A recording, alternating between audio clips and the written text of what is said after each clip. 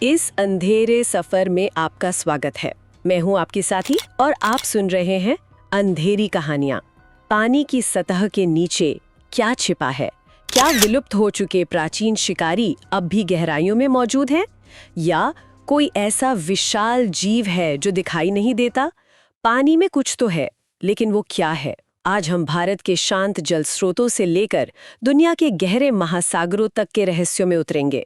गंगा का शांत प्रवाह हो या बंगाल की खाड़ी की गहराइयां, इंसान हमेशा से इन जल राशियों की तरफ आकर्षित हुआ है और डरा भी है। सच तो ये है कि हम मंगल ग्रह की सतह के बारे में अपने समुद्र के तल से ज्यादा जानते हैं। ये बात काफी हद तक सही है।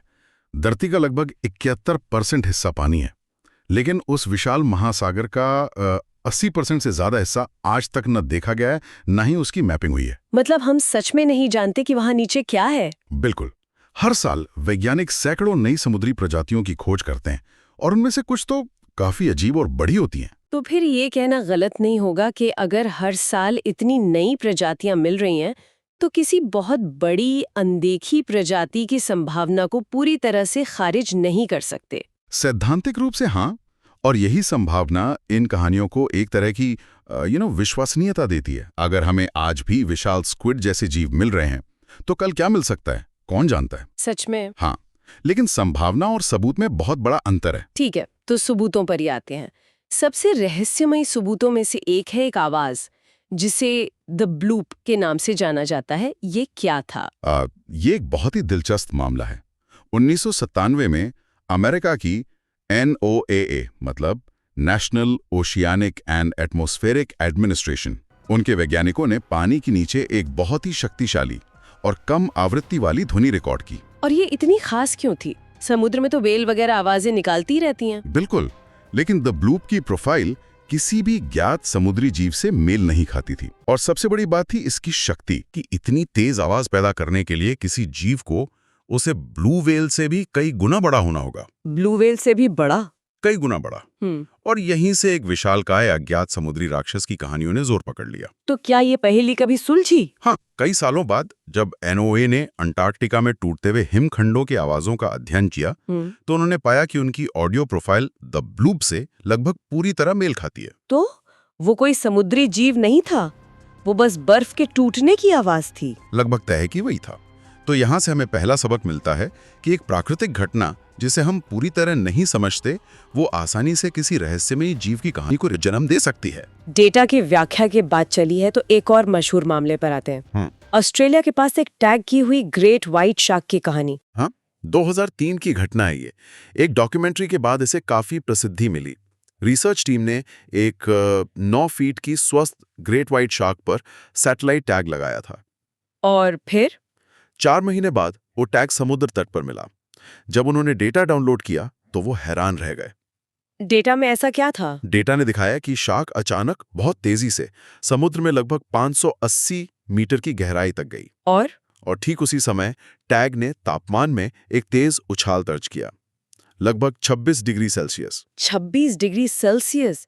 ये तो किसी गर्म खून वाले जानवर के पेट के तापमान जैसा लगता है। एकदम सही। तो इसका मतलब ये हुआ कि शार्क को किसी और चीज ने खा लिया था। यही मुख्य सिद्धांत है। सवाल ये था कि 9 फीट के ग्रेट व्हाइट शार्क को कौन खा सकता है? उससे भी बड़ा? उससे भी बहुत बड़ा। और यहीं से अटकलों का बाजार गर्म हो गया। यहां तक कि प्रागैतिहासिक शार्क मेगलोडॉन का नाम भी फुसफुसाहटों में लौट आया। लेकिन क्या ये मुमकिन है? देखिए, वैज्ञानिक दृष्टिकोण से देखें तो ज्यादा संभावित स्पष्टीकरण मौजूद हैं। सबसे पहला तो ये कि उसे एक और उससे कहीं ज्यादा बड़ी ग्रेट व्हाइट शार्क ने खा लिया था। उनमें नरभक्षण देखा गया है। अच्छा। और दूसरी थ्योरी है किलर व्हेल यानी ऑर्का की। वो भी शार्क का शिकार करती हैं।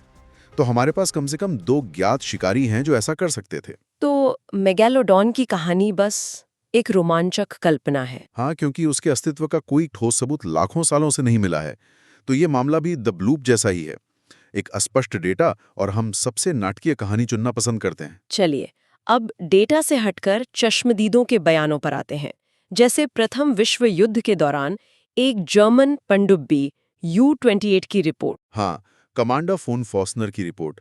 1915 की घटना है। उन्होंने दावा किया कि जब उनकी पनडुब्बी ने एक जहाज डुबोया तो विस्फोट के बाद मलबे के बीच से एक विशाल मगरमच्छ जैसा जीव पानी से बाहर उछला। उन्होंने उसका वर्णन कैसे किया? लगभग 60 फीट लंबा, 4 पैर, लंबी नुकीली पूंछ और वैसा ही सिर।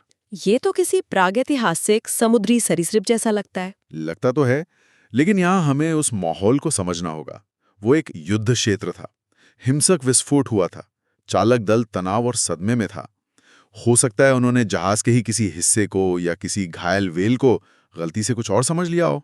मतलब आंखों देखा भी सच नहीं हो सकता। ऐसी तनावपूर्ण स्थिति में बिल्कुल नहीं। इसी तरह की एक और कहानी है जो पिछली सदी के अंत में प्रशांत क्षेत्र से आई, जिसे निंजन कहते हैं। निंजन, ये तो आधुनिक युग की लोक कथा का एक बेहतरीन उदाहरण है।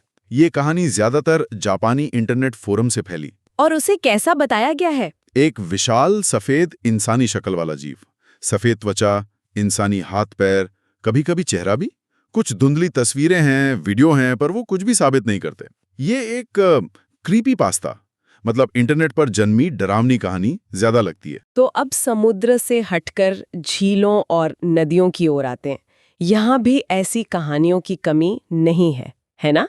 सबसे प्रसिद्ध लॉक नेस मॉन्स्टर। नेसी, समुद्री रहस्यों का सबसे बड़ा चेहरा। कहानियां तो सदियों पुरानी हैं, लेकिन असली प्रसिद्धि 1930 के दशक में शुरू हुई। और 1934 की वो तस्वीर, सर्जन की तस्वीर, उसने तो पूरी दुनिया में तहलका मचा दिया था। बिल्कुल, दशकों तक उसे नेसी के अस्तित्व का सबसे बड़ा सबूत माना गया, लेकिन 1990 के दशक में पता चला कि वो तस्वीर एक धोखा थी। ओह, ऐसा? हाँ, उसे एक खिलौना पनडुब्बी और लकड़ी से बनाया गया था। वो एक मजाक था। इस धोखे के बाद भी नेसी की कहानी तो जिंदा है, क्योंकि ये पर्यटन और संस्कृति का हिस्सा बन चुकी है।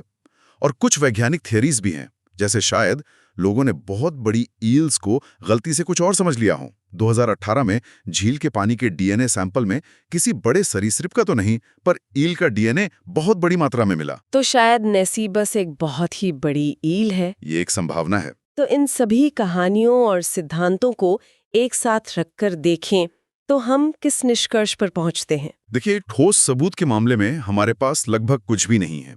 हर कहानी के पीछे या तो धोखा है, या गलत पहचान, या किसी प्राकृतिक घटना की अधूरी व्याख्या। तो क्या ये सब सिर्फ कल्पना है? मैं कहूंगा ये कल्पना और वास्तविकता के बीच की धुंधली रेखा पर मौजूद है। जहां विज्ञान के तथ्य खत्म होते हैं, वहां हमारी कल्पना शुरू होती है। ये कहानियां हमें सिर्फ उन जीवों के बारे में नहीं बताती जो शायद मौजूद हों। ये हमें खुद हमारे बारे में बताती हैं, हमारे डर, हमारी जिज्ञासा और अज्ञात के प्रति हमारा आकर्षण। तो जब तक समुद्र का हर कोना खोज नहीं लिया जाता, तब तक ये कहानियां जिंदा रहेंगी। बिल्कुल, गहरे पानी का रहस्य ही इन कहानियों का ईंधन है। ये हमारे ग्रह पर मौजूद आखिरी अनछुई दुनिया है। एक ऐसी जगह जहां हमारी कल्पना आज भी आजादी से घूम सकती है। सही कहा। तो अगली बार जब आप किसी नदी में उतरें, झील के किनारे खड़े हों या समुद्र में पैर डुबोएं, एक पल ठहर कर सोचिए, आपके पैरों के नीचे क्या छिपा हो सकता है। अगर आपको लगता है कि कहानी यहाँ खत्म हो गई, तो शायद आप गलत हैं। रातें अभी बाकी हैं और साए अभी भी जिंदा हैं। आप सुन रहे थे अंधेरी कहानियां। क्या आपने कभी ऐसा कुछ महसूस किया है? बताइएगा, हम सुन रहे होंगे। आज के लिए बस इतना ही। मिलते हैं अगली कहानी में। Subscribe and ring the bell for more chilling tales.